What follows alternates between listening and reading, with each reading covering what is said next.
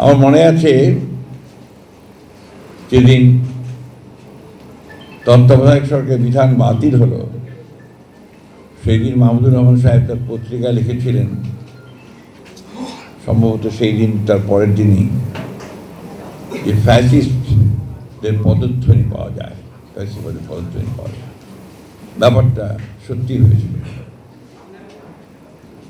দীর্ঘকাল আওয়ামী লীগের ফ্যাসিবাদ সরকার তাদের নীল নকশাকে সফল করার জন্যে, একদলীয় একটা শাসন ব্যবস্থা চাপিয়ে দেওয়ার জন্যে বাংলাদেশের সমস্ত গণতান্ত্রিক প্রতিষ্ঠানগুলোকে ধ্বংস করে দিয়েছিল।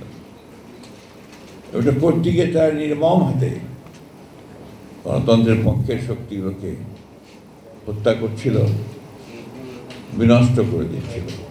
এটা আমরা সবাই জানি।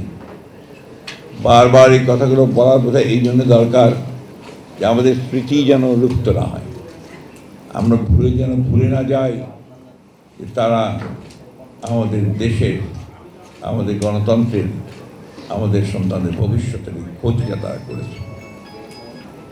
লম্বা সংগ্রাম, লম্বা যুদ্ধ, প্রকৃতপক্ষে আমরা এই সংগ্রাম লড়ছি 1971 সালের পর থেকেই।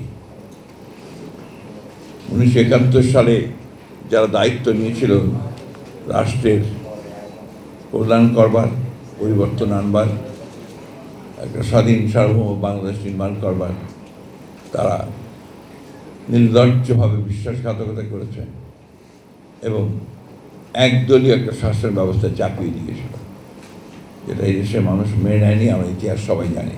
আমি সেই ইতিহাস আর পুনরাবৃত্তি করতে চাই না। আমি যেটা বলতে চাইছিলাম যে এই দেশের মানুষকে সবসময় তার অধিকারের জন্য সংগ্রাম করতে হয়েছে, লড়াই করতে হয়েছে, প্রাণ দিতে হয়েছে, কিন্তু শেষ পর্যন্ত যে আশা আকাঙ্ক্ষা নিয়ে মানুষ লড়াই করেছে সেটা সম্পূর্ণভাবে কখনোই অর্জন করা সম্ভব হয়নি। এবারও জুলাইয়ের যুদ্ধ আমাদের দীর্ঘ 15-16 বছরের গণতন্ত্রকে পুনরুদ্ধার করার যুদ্ধ। দেশনেত্রী বেগম খালেদা জিয়ার নেতৃত্বে এবং তাকে কারাগারে রেখে এদেশের মানুষের লড়াই, পরবর্তীকালে ছাত্রদের সংগ্রাম, প্রাণ বিসর্জন, সব কিছুতে একটা নতুন একটা স্বপ্ন, নতুন একটা আশা তৈরি করেছিল। আমাদের পরিপূর্ণভাবে চূর্ণ হয়ে গেছে সে কথা বলবো না। আমি যেটা বলতে চাই হচ্ছে যে এই সুযোগ সৃষ্টি হয়েছে নতুন করে রাষ্ট্রকে নির্মাণের, এই সুযোগের সৎ ব্যবহারটা আমাদেরকে করতে হবে। আমরা নির্বাচন হয়েছে, ফ্যাসিবাদ পালিয়েছে, নির্বাচনের মধ্যে দিয়ে আমরা একটা গণতান্ত্রিক সরকার পেয়েছি। আমরা খুব ভালো করেই জানি যে এত অল্প সময়ের মধ্যে 15 বছরের যে লুটপাট, ধ্বংস, হত্যাযজ্ঞ সব কিছুকে শুধরে দেওয়া সম্ভব নয়, কিন্তু কাজটা শুরু করতে হবে।